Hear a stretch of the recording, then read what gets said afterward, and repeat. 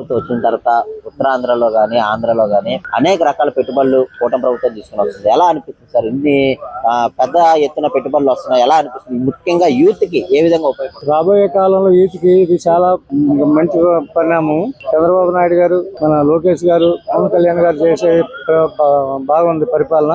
తర్వాత ఈ కంపెనీల వల్ల రాబోయే పిల్లలకి అందరికీ మంచి రోజులు వచ్చినట్టే.